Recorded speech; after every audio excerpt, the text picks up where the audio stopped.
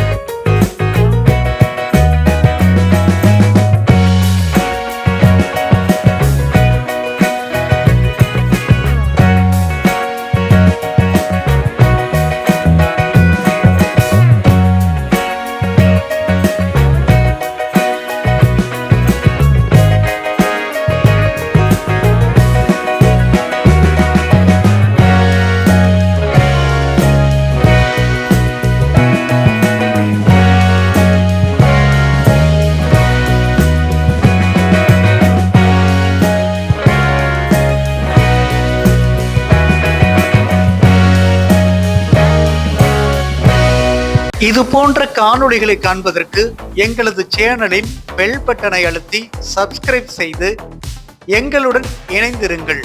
மேலும் காணொளியை மற்றவர்களுக்கும் பகிருங்கள். எங்கள் சேனலை சப்ஸ்கிரைப் செய்துள்ளவர்களுக்கு எங்களது நன்றி.